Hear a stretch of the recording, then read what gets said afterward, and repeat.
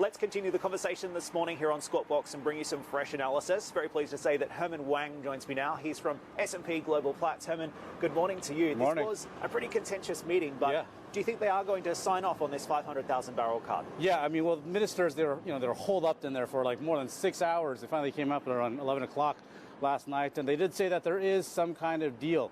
The headline number of 500,000 barrels per day that they're going to add to their 1.2 million barrels per day cut. But of course, we need to look at the fine print, and they were kind of tight-lipped about it as they left the Secretariat. No one really kind of giving any details about who's going to cut what. And we know that, as you said, it was a very contentious meeting, very acrimonious.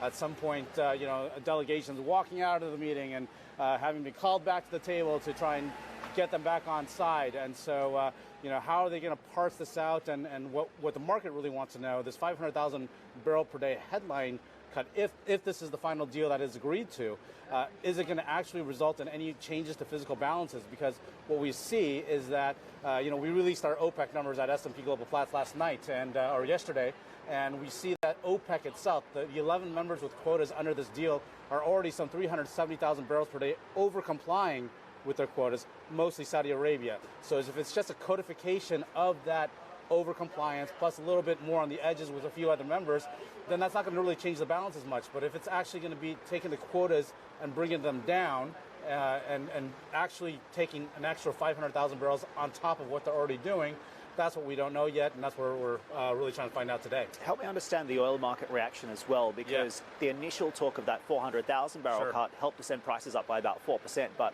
prices have really cooled off now. Why aren't they reacting to this? Yeah, well, I mean, as you mentioned, the expectations going into this meeting was for a rollover to the deal.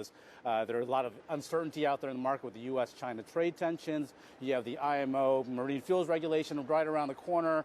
Just a lot of these factors that a lot of delegates were saying, let's wait and see how the market shapes up. We've got this deal that goes till March. No need to decide now. But then the Iraqi minister came in with his 400,000 barrel per day proposal to add to the 1.2, and that kind of juiced up market expectations whether there would actually be a cut. And so you did see the price react to that. Then, as they came out and said there are talks going on, and this headline number of 500,000 came out, but we don't know the details of it. And I think the market's been kind of trading sideways a little bit as we try to figure out what the details of this deal contains. Like I said, is it going to be an actual real cut, or is it just going to codify some of the overcompliance that they've already been doing? And then we also know that Russia got this exemption on the condensate issue. They've been trying to get their condensate production exempt from their quota. So if they do get that, which indications are they did get it as part of the deal, that gives them a little wiggle room, a little flexibility, maybe a little bit of fudge on the OPEC maths to try and get that 500,000 barrels per day additional cut.